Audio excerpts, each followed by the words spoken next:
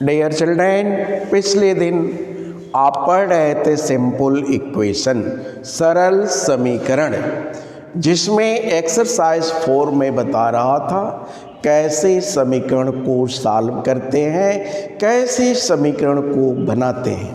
तो आए चले 4.4 में पहला जो क्वेश्चन है, समीकरण आपको तैयार करना है। तो पहले क्वेश्चन का देखें कैसे सॉल्व होता है। क्वेश्चन नंबर फर्स्ट का है, निम्नलिखित स्थितियों के लिए समीकरण बनाइए और उन्हें हल करके अज्ञात संख्या ज्ञात कीजिए। समीकरण बनाना है, फिर उसको हल करना है। आप हल करने का ढंग जान गए हैं और फिर इसके बाद अज्ञात संख्या का पता लगाना है कि वो कौन सी संख्या थी। ये है फर्स्ट का, इसमें पूछा है एक संख्या के 8 गुने में 4 जोड़िए। संख्या के 8 गुने में 4 जोड़िए, आपको 60 प्राप्त होगा। संख्या का 8 गुना, संख्या नहीं मालूम है, आपको ज्ञात करना है। 8 गुने में 4 को जोड़ा जाए तो 60 प्राप्त होगा। देखें कैसे इसको हल करेंगे।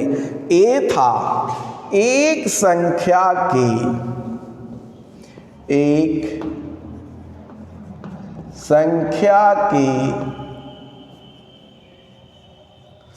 4 गुने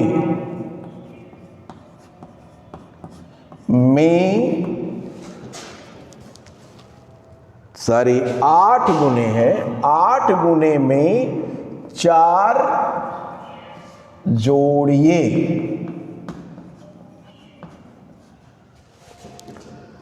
आपको 60 प्राप्त होगा।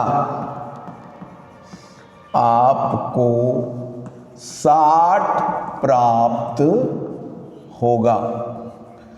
एक क्वेश्चन को हमने इसलिए लिखा कि आप सही ढंग से जान सकें कि कैसे हम इसको हल करेंगे।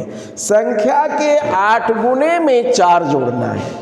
मान लो संख्या तो प्राप्त है नहीं कि क्या है, तो मैं मान ले रहा हूं कि संख्या n है। माना संख्या बराबर n, इसको यह नियम x y z a b c d कोई भी मान सकते हो संख्या, ये आपको मानना है। अब इसमें 8 जोड़िए, 8 गुना में 4 जोड़ना है। तो प्रश्न क्या कह रहा है? प्रश्नानुसार 8 गुना यानी 8n हो गया। संख्या का n है तो इसका 8 गुना 8n हो गया। फिर 4 जोड़िए +4 हो गया। संख्या के 8 गुने में 4 हमने जोड़ दिया, फिर दिया है आपको 60 प्राप्त होगा। यह बराबर 60। ये आपको समझ में आ गया होगा। फिर से समझ लीजिए, मैं प्रश्न को लिख कर बता रहा हूं। प्रश्न था संख्या के 8 गुने में 4 जोड़िए, आपको 60 प्राप्त होगा। तो हमने माना संख्या n है, तो संख्या का 8 गुना 8n हो गया। फिर 4 जोड़ना है, +4 कर दीजिए, आपको 60 प्राप्त होगा, यानी बराबर 60 आ गया।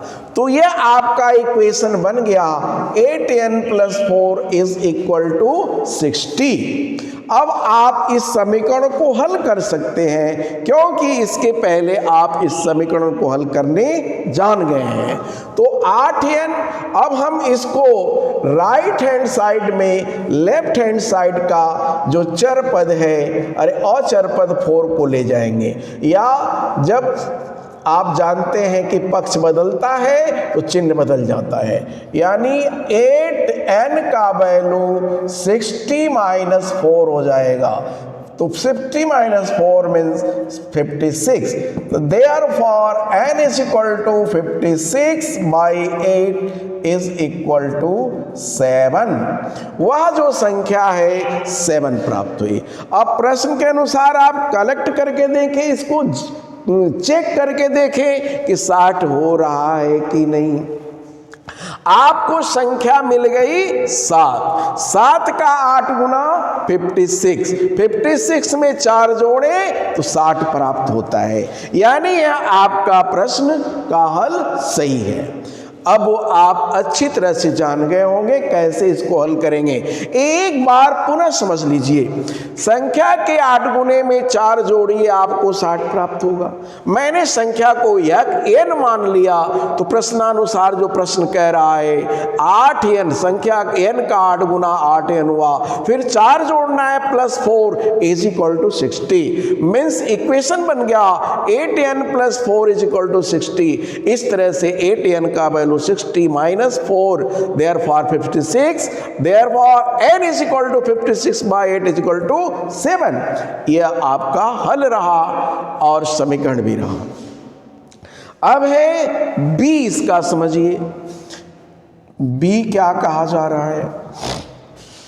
b है संख्या का 1/5, संख्या का 1/5, फिर दिया गया है घटा 4, घटा 4 संख्या 3 देता है, घटा 4 संख्या 3 देता है। समझिए, संख्या का 1/5 घटा 4, यानी संख्या का 1/5 में से 4 को घटा दीजिए तो यह बराबर 3 प्राप्त होता है। अब यह माना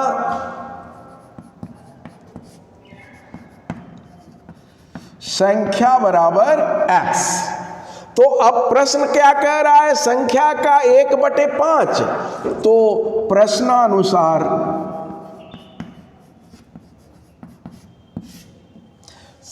x का 1/5 यानी 1/5x, या 5/x भी कह सकते हैं।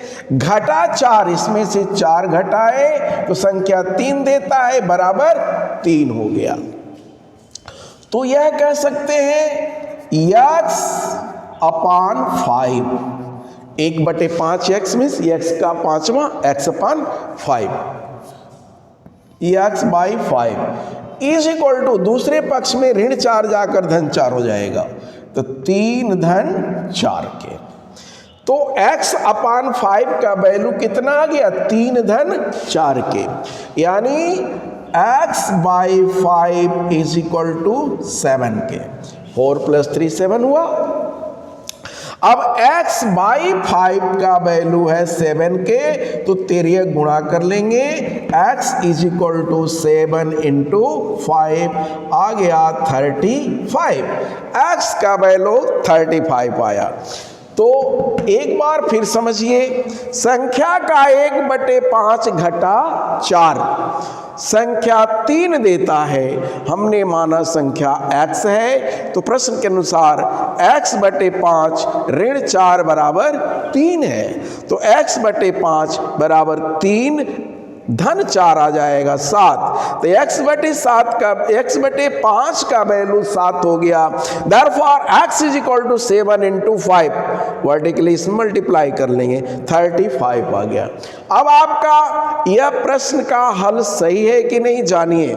संख्या आपको मिल गया 3/5, तो प्रश्न 1/5, संख्या का 1/5, 35 का 1/5 7 होगा।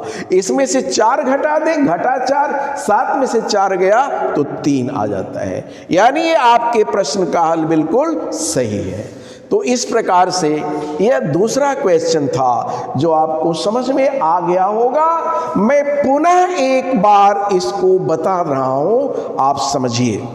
संख्या का 1/5 घटा 4 संख्या 3 देता है। माना संख्या x है, आप ABCD x y z यानी हम कुछ भी मान सकते हो संख्या को, यही हल आएगा।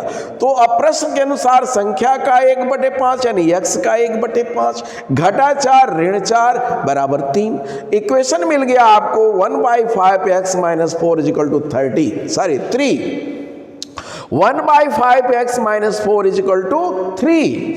Therefore, x/5 = 3 + 4 = 7. x/5 = 7. Therefore, x = 7 × 5 = 35.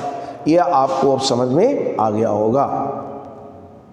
अब देखिए इसका C, यह C क्या है देखिए, इसमें दिया है यदि मैं किसी संख्या का 3/4 लेकर उसमें 3 जोड़ दूं, संख्या का 3/4 माना संख्या बराबर x, तो 3/4 इसका क्या होगा? यदि x का 3/4 निकल आ जाए तो x गुणे 3/4 यानी 3/4 हो गया, यह बराबर 3x/4 प्राप्त होता है। अब 3 जोड़ दूं प्रश्नानुसार, देखिए अब प्रश्न क्या कह रहा है,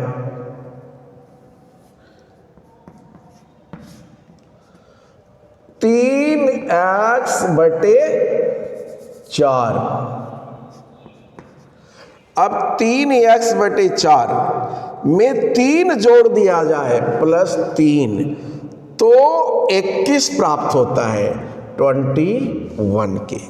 संख्या के 3/4 में यानी 3/4 का मतलब 3/4, 3/4 x का हुआ 3x/4, जोड़ दें 3 तो यह 21 प्राप्त होता है। देखिए संख्या के 3/4 में 3 जोड़ा गया है तो 21 मीन्स 3x/4 धन 3 बराबर 21 है। अब यह कैसे हल करेंगे देखें, 3x/4 ढंग वही है, 21 है और इधर जाकर निगेटिव -3 हो गया, तो 3x/4 = 18 आ गया। 21 - 3 18, तेरे गुणा कर लें तो 3x का वैल्यू 4 × 18 यानी यह 72 प्राप्त होता है। 3x का वैल्यू 72 है, therefore x = 72/3, तो यह आ जाएगा 24। तो अब यह संख्या प्राप्त हो जा रही है 24। तो संख्या का 3/4, 18 3 21, 24 का 3/4 करेंगे तो 24 गुणे 3/4 यानी 18 आएगा, 3 जोड़ेंगे 21 प्राप्त हो जाएगा। इस तरह से यह प्राप्त हुआ संख्या 24। एक बार पुनः समझे, यह प्रश्न था किसी संख्या के 3/4 में 3 जोड़ दें तो 21 प्राप्त होती है। मैंने संख्या x माना तो x का 3/4 3x/4 हो गया, इसमें 3 जोड़ें तो 21 प्राप्त होती है, यानी अकॉर्डिंग टू क्वेश्चन 3x/4 + 3 = 21 के। तो 3x/4 का वैल्यू आ गया, ये 21 दूसरे पक्ष में +3 जाकर के -3 हो जाएगा, तो 3x/4 का वैल्यू 18 प्राप्त होता है। अब 3x का वैल्यू 18 × 4 यानी 72 प्राप्त हो गया, तो x का वैल्यू 72/3 = 24 प्राप्त होता है। इस प्रकार यह संख्या प्राप्त हुई 24। एक बार पुनः समझ लीजिए, प्रश्न था संख्या के 3/4 में 3 जोड़ा जाता है तो 21 प्राप्त होता है। तो प्रश्न के अनुसार 3/4 हम संख्या को x माने तो 3x/4 होगा। धन 3 बराबर 21 के दिया हुआ ही है, तो 3x/4 धन 3 बराबर 21 प्राप्त होता है। तो कह सकते हैं कि यह धन 3 दूसरे पक्ष में जाकर के ऋण 3 हो जाएगा। लेफ्ट से राइट साइड में जाएंगे तो चिन्ह बदल जाता है, यानी ऋण 3 हो जाएगा। तो 21 minus 3, 3x/4 = 21 minus 3k, therefore 3x/4 = 18k। अब 3x का वैल्यू वर्टिकली गुणा करेंगे 18 इंटू 4k, यानी 72। 3x = 72, therefore x = 72/3 means 24। यह इसका हल है। तो इस तरह से आप इसको समझ गए होंगे, हमें पूरी उम्मीद है। बस अब अगले दिन